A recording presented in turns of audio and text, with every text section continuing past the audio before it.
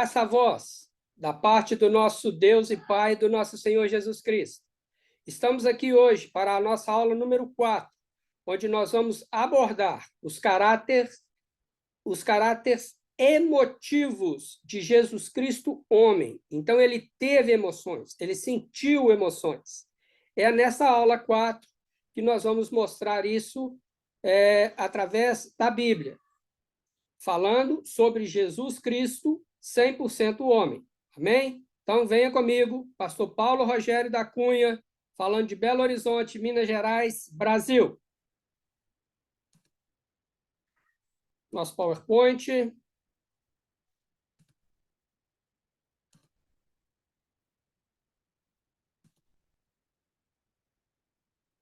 Ok. O estudo que nós estamos é Cristologia, Deidade de Deus. Aula número 4.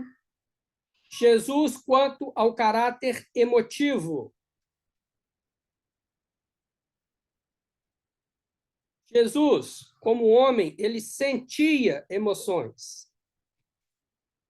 Apesar que sentir emoções não seja uma prova da humanidade de Cristo, né? Uma vez que Deus também se emociona, mas, porém, a emoção que nós vamos mostrar aqui é uma emoção humana e não uma emoção divina, não é? E esses textos eles vão demonstrar a plena humanidade de Cristo quanto às suas emoções, quanto ao seu psicológico. Como também nós vamos deixar claro algumas reações tipicamente humanas que estão ligadas às emoções dos seres humanos. Então, eu queria começar justamente com essas reações que são típicas do ser humano criado por Deus. Mateus 9:36, ele diz o seguinte: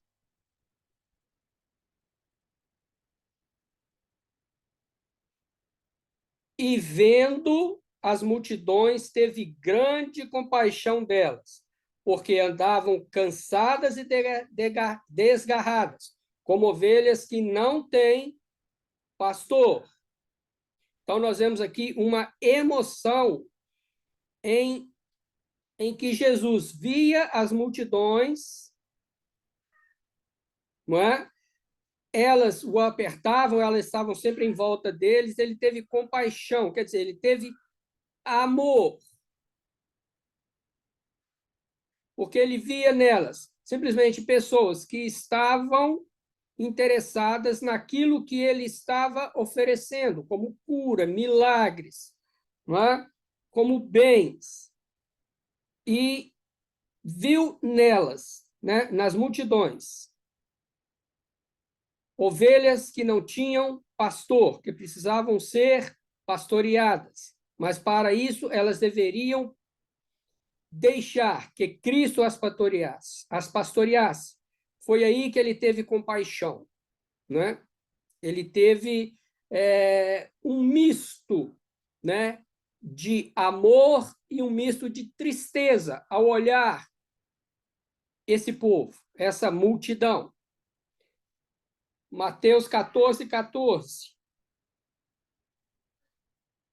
E Jesus, saindo, viu uma grande multidão e, possuído de íntima compaixão para com ela, curou os seus enfermos. Aqui nós já vemos Jesus com esse, né, com essa mesma compaixão, mas nós temos a palavra íntima compaixão, quer dizer, o sentimento foi profundo, a emoção foi profunda. E ali ele curou os seus enfermos. Então, ali ele teve uma ação. A multidão se aproximou e ali, diante dessa grande multidão, ele curou aqueles que estavam enfermos, doentes. Ainda no livro de Mateus, capítulo 15, verso 32. Você vai achar isso também nos outros evangelhos, tá? Eu fixei Mateus para que nós pudéssemos demonstrar a veracidade da emoção de Jesus e ficasse no mesmo livro, no mesmo evangelho, para melhor localização. Mas nos outros evangelhos também você vai achar isso.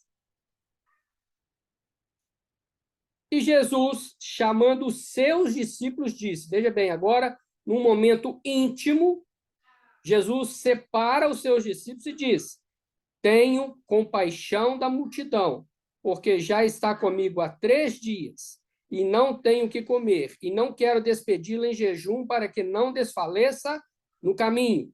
Então, aqui ele entrou também a questão da benevolência.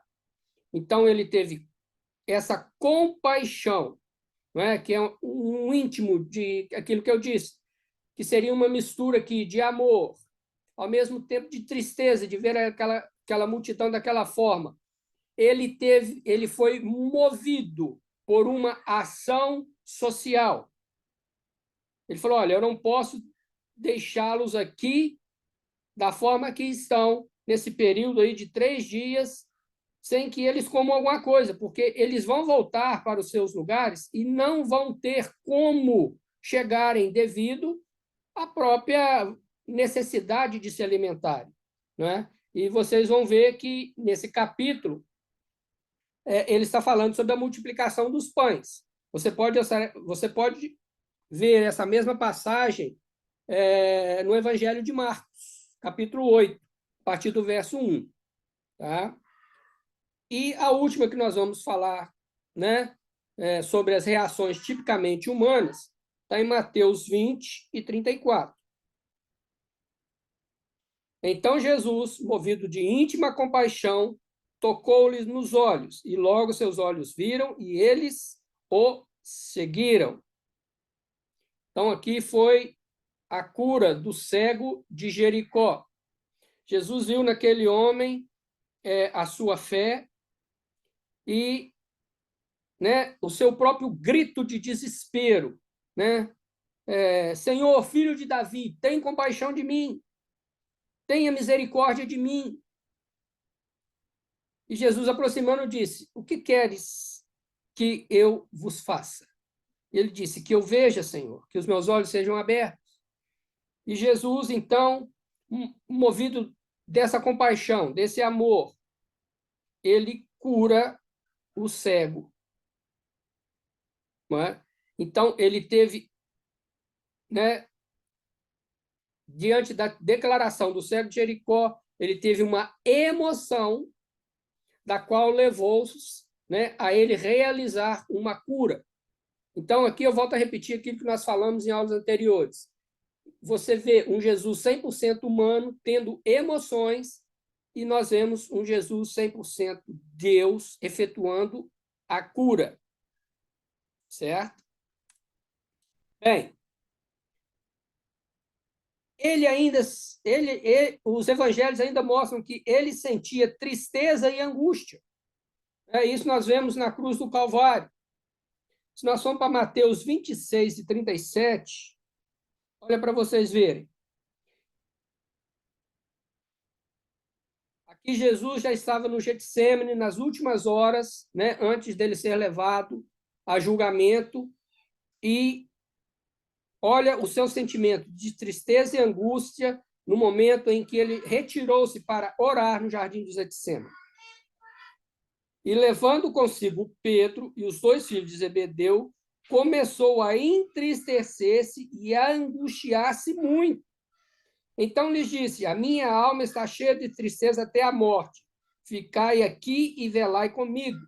Jesus sentiu um grande peso, uma grande tristeza, uma grande angústia diante do que ele havia de passar. E diante disso, a sua reação foi, por favor, não me deixa sozinho, fiquem comigo aqui, né? Demonstrando uma emoção humana, sentindo uma emoção que, dentro dessa tristeza e angústia, ele precisava de companhias, ele precisava de pessoas ao seu lado, né, para o amparar. Então, uma questão humana. Ele sentia-se alegre, né? No sentido da alegria humana. João 15 fala isso. João 15, 11.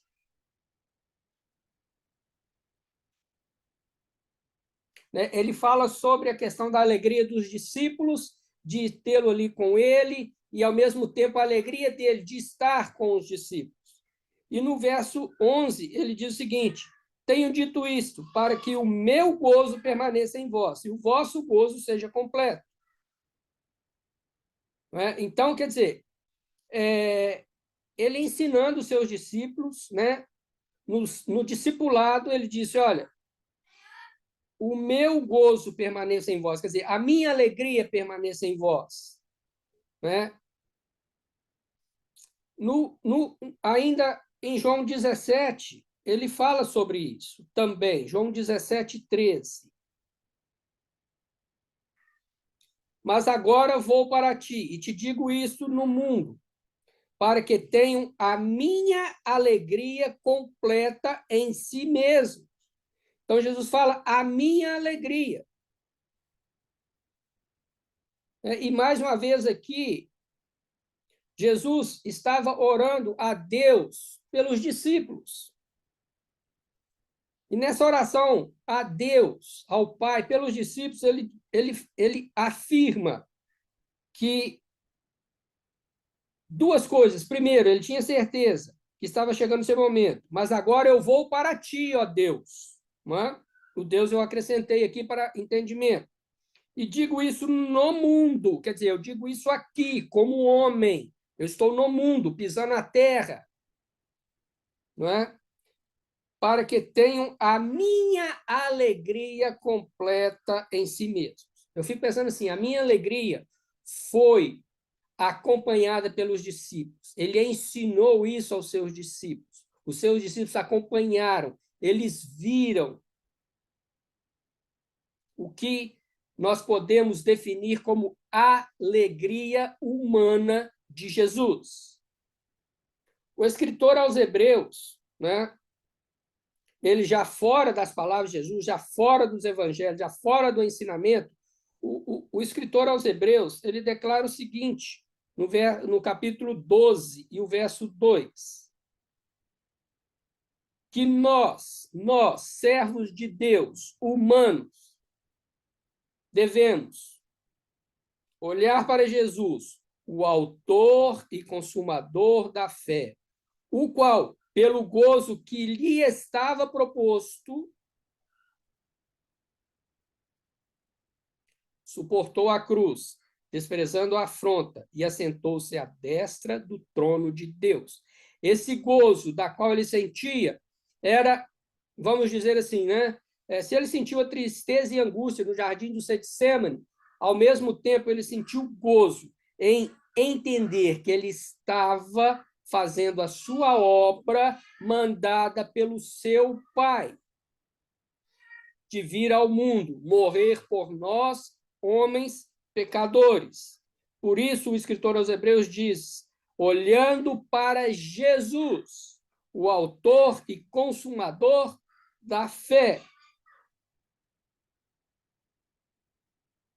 Então, a alegria completa está em olhar pela obra redentora de Jesus Cristo, a qual ele, como homem, tinha alegria em cumpri-la aqui na terra e ensinar aos seus discípulos que eles continuassem tendo essa alegria para continuar a sua obra. Ele sentia indignação.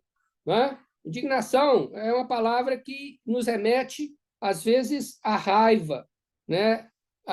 Remete-nos à expressão de ter um sentimento de revolta. E Marcos, no seu capítulo 3 e no verso 5, ele mostra Jesus tendo isso. Né? Quando Jesus estava curando um homem que tinha uma mão ressecada, quer dizer, tinha uma mão mirrada, ele não tinha a sua mão perfeita. E como isso estava acontecendo num sábado, ele viu que muitos o acusariam de fazer isso. E aí ele se indignou, dizendo, e olhando para eles, né, para aqueles homens que estavam ali para o acusarem de fazer uma cura num sábado, que é um dia sagrado para o judeu. Jesus diz: e olhando para eles em redor com indignação, condoeu-se da dureza do seu coração. E disse ao homem: estende a tua mão. E ele estendeu e foi-lhe restituída a sua mão sã como a outra. Não é? Então, assim, veja aqui um misto de indignação e condoeu-se, quer dizer, ele se emocionou, ele teve essa emoção, né? Esse afeto, esse amor de ver mesmo na dureza de coração daqueles homens, né, que não entendiam o que ele estava fazendo sobre a face da terra, que ele era o Messias, o Filho de Deus. Mas mesmo assim, ele disse ao homem: estende a tua mão, e ali ele foi curado. Um outro momento de indignação, ainda em Marcos, capítulo 10, e o verso 14. Jesus, porém, vendo isso, indignou-se e disse-lhes: deixai vir a mim os meninos, e não os impeçais, porque dos tais é o reino de Deus. Por quê? A multidão que estava ali trazia as crianças para que Jesus as abençoasse. Porém, os próprios discípulos parece que não estavam entendendo isso, que andavam com ele, que estavam sendo discipulados, que via as atitudes de amor. Jesus viu que os discípulos estavam impedindo essas crianças a vir a ele para serem abençoadas. E ele, com indignação, falou: olha, peraí, para, por que vocês fazem isso? Não, não é assim. Deixe elas virem a mim para que eu as abençoe. Não impeça, porque elas representam o reino de Deus. Na sua inocência, na sua pureza, elas representam o reino de Deus. Não façam isso. Então foi um momento de indignação em que ele não ficou satisfeito com as atitudes que os discípulos que estavam com ele não entendiam o seu ministério. Então ele se indignou. É muito além do que simplesmente impedir as crianças. O fator principal que gerou a indignação, né, foi impedir as crianças, mas também está por trás disso o seguinte: olha, vocês estão andando comigo e não estão entendendo. Eu já disse que nós devemos amar o próximo como a nós mesmos. Eu tenho ensinado a vocês o que é amor. Eu tenho curado, eu tenho demonstrado amor às multidões. Como assim vocês fazem isso? Então foi um momento de indignação. O Senhor Jesus também sentiu ira. Indignação é diferente de ira. Ira é raiva mesmo. Ira nos leva a emoções, às vezes, não controláveis. Por isso a Bíblia diz que nós não é pecado irar, mas nós não devemos deixar que o sol se ponha sobre a nossa ira, porque isso vai nos corroendo por dentro. E essa ira, ela tem o sentimento, a emoção de ir crescendo, crescendo, né? E isso não vem de Deus. Mas Jesus, em um momento em que ele viu que o templo que foi erguido para a adoração verdadeira ao Senhor Jesus, ao Senhor Deus, ele estava se transformando num lugar de comércio. Ali era, na realidade, né, um grande mercado em que faziam e vendiam e dava-se em dinheiro e se trocava. E não era lugar. Quando foi levantado o templo, a glória de Deus encheu esse templo. Salomão também dedicou esse templo. Estou falando lá do primeiro, aqui já é o templo de Herodes, né, reerguido por Herodes. Mas o valor, o sentimento, deveria estar dentro daquele templo de devoção e louvor a Deus. E quando Jesus viu o que eles estavam fazendo naquele lugar dedicado a Deus, ele irou-se. Mateus 21. verso 12 e verso 13. E entrou Jesus no templo de Deus. Então, o templo era de Deus. E expulsou todos os que vendiam e compravam no templo, quer dizer, negociatas. Ali tinha virado um local de comércio. E derribou as mesas dos cambistas. Então, quer dizer, ele teve, no momento aqui, uma emoção em que gerou a ira. Ele saiu derrubando, né? Seja com as mãos, seja com os pés, não se fala, mas ele derrubou tudo aquilo, ele jogou tudo aquilo no chão, né? E derrubou as mesas dos cambistas e as cadeiras dos que vendiam pombas. E disse-lhes: está escrito, a minha casa será chamada casa de oração, mas vós a tendes convertido em covil de ladrões. Ele falou com ira. Ele falou com autoridade, mas ele falou com ira. Ora, isso aqui não está sendo o templo de Deus, mas isso está sendo aqui um grande mercado, em que, às vezes, as comercializações, às vezes, a venda disso, a compra daquilo, não está sendo feita de forma honesta. Por isso que ele fala covil de ladrões, porque não havia ali a honestidade nas transações. E nem deveria existir isso, porque ele diz que a minha casa será chamada casa de oração. Então, essa emoção da ira mostra Jesus 100% homem. Mas veja bem, a Bíblia diz que não é pecado irar-se. O pecado é você deixar que essa emoção tome conta de você. Então, Jesus não cometeu pecado. Ele irou-se. Porém, ele não deixou que isso tomasse conta do seu pensamento. Ele não deixou que isso tomasse conta das suas emoções. Ok? Isso tem que ficar claro. Amém? Então, vamos lá.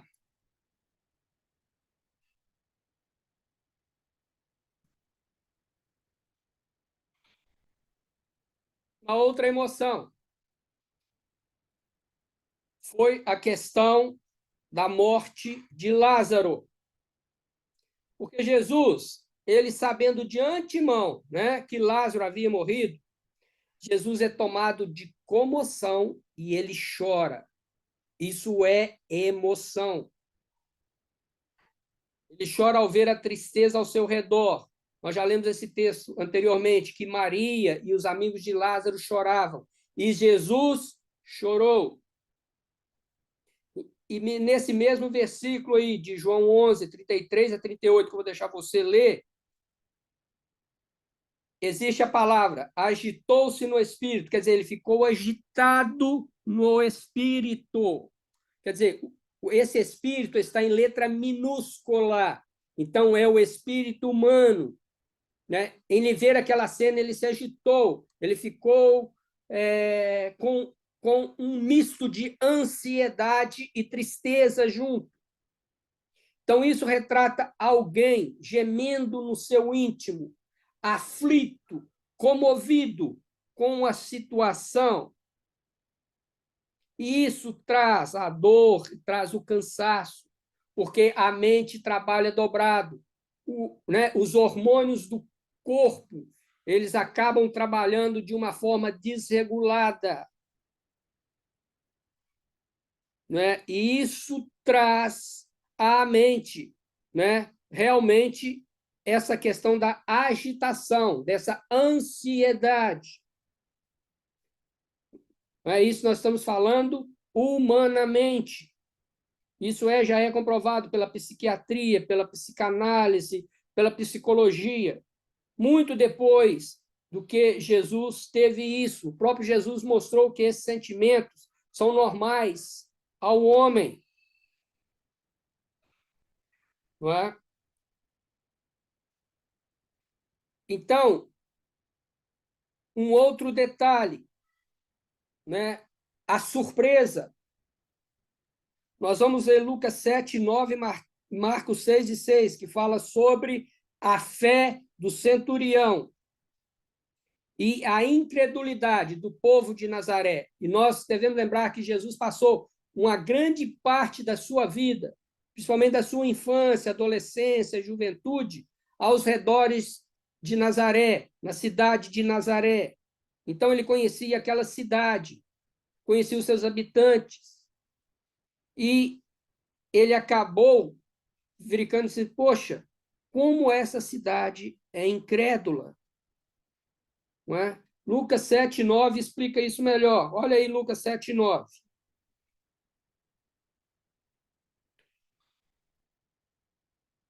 Aqui vai estar falando da fé do centurião,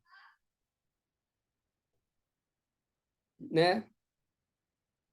E esse centurião tinha um servo, e esse servo estava doente e à beira da morte.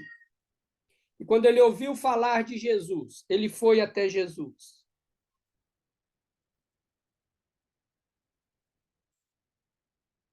E aí, Lucas 7:9 diz o seguinte: e ouvindo isto, Jesus maravilhou-se dele quem? O centurião. E voltando, disse à multidão que o seguia: digo-vos que nem ainda em Israel tenho achado tanta fé. E voltando para casa, os que foram enviados acharam são o servo enfermo. Então Jesus se admirou, ele se surpreendeu que em Israel ele ainda não tinha visto uma fé como aquele centurião. O centurião não estava defendendo uma causa própria, mas ele estava defendendo a causa de um servo dele, que ele poderia, né, na sua posição de líder, ele poderia simplesmente substituir. Olha, deixa ele morrer, eu ponho outro. Não, ele amava aquele servo. E diante disso, ele sabia que Jesus estava ali e foi até Jesus. E Jesus se surpreendeu com a sua fé e disse: olha, nem Israel tem achado tanta fé. Ele virou para aquele homem, né?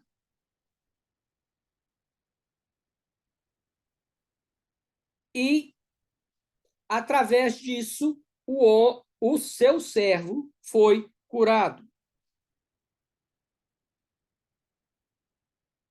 E quando ele chegou na sua casa, o seu servo estava em plena saúde. Um outro detalhe, Marcos 6:6. Aí nós falamos do centurião. Agora nós vamos falar da questão de Jesus, né, em volta ali da cidade de Nazaré, né? E o verso 6 diz o seguinte: e estava admirado da incredulidade deles, e percorreu as aldeias vizinhas, ensinando. Se você pegar o texto e o contexto, tá, você vai ver que Jesus foi rejeitado pelos seus, e principalmente dentro da cidade de Nazaré, era um local de resistência ao ensino de Jesus.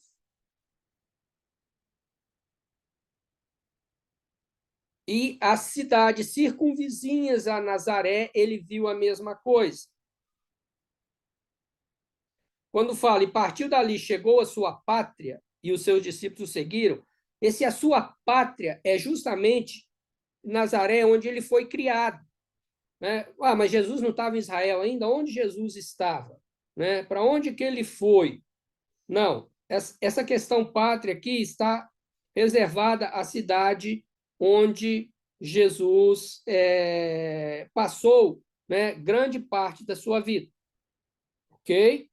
Então, eu queria que você lesse o texto e o contexto para você entendesse isso. Tá bom? Jesus se sente atormentado. Na cruz do Calvário, né? Nós vemos que ali foi o ápice da angústia do Senhor Jesus. Porém, essa angústia, como nós já citamos, ela começou lá no Jardim do Getsemane, onde, né, ele teve expelido do seu corpo gotas de sangue devido à grande tormenta, angústia e pavor da morte da qual ele deveria enfrentar. Mas, porém, ele não desistiu. Essa é a questão. Ele não desistiu. Jesus estava em conflito íntimo, né? A tormenta dele ter pedido, né, a seus discípulos, os dois filhos de Zebedeu, Tiago e João, para ficarem com ele, e depois Jesus levanta do seu momento de oração e vê os dois dormindo, aquilo lhe trouxe assim: eu estou sozinho diante de uma grande agonia. Essa agonia veio no ápice, veio a seu ápice na cruz do Calvário, quando Jesus declamou: Deus meu, por que me desamparaste? Quer dizer, ele se sentiu sozinho. Ele se sentiu sem alguém para ajudá-lo. Ele se sentiu ali realmente desamparado. Não é que Deus desamparou a pessoa do seu filho, Jesus Cristo. Não é que Deus o deixou só, mas havia uma questão que naquele momento na cruz do Calvário estava se travando, uma guerra entre o pecado e a vida. E naquele momento onde os nossos pecados estavam todos derramados sobre ele, Deus não suporta o pecado. Deus não consegue ver o pecado.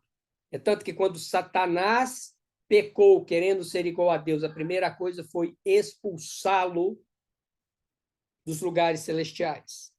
Satanás foi expulso. Deus não convive com o pecado do homem. Por isso, Jesus Cristo é o intermediador entre nós e Deus para a nossa salvação. E esse intermédio foi feito na cruz do Calvário. E eu vejo que esse Deus meu, por que me desamparastes? É uma das expressões mais humanas de solução já registrada na história dos homens. Não é? Porque ali na cruz, ele estava só. Ele tinha seu pai, mas chegou um momento em que seu pai já não podia mais estar com ele devido aos nossos pecados. E mesmo na morte de cruz, ele cumpriu aquilo que está em João 3:16. Porque Deus amou o mundo de tal maneira que deu o seu Filho unigênito. Então, Jesus ali estava se dando, eram os últimos momentos que ele estava passando na face da terra como homem. E ele se deu completamente para que nós pudéssemos ter a vida eterna. Então, Jesus estava atormentado neste momento angustiante na cruz do Calvário. Na próxima aula, nós vamos continuar e vamos discutir a questão do caráter intelectual do Senhor Jesus Cristo. Que o Senhor te abençoe e te guarde. Que o Senhor faça resplandecer o seu rosto sobre ti e que o Senhor te dê a paz. Amém? Até a próxima. Tchau, tchau. Fique com Deus.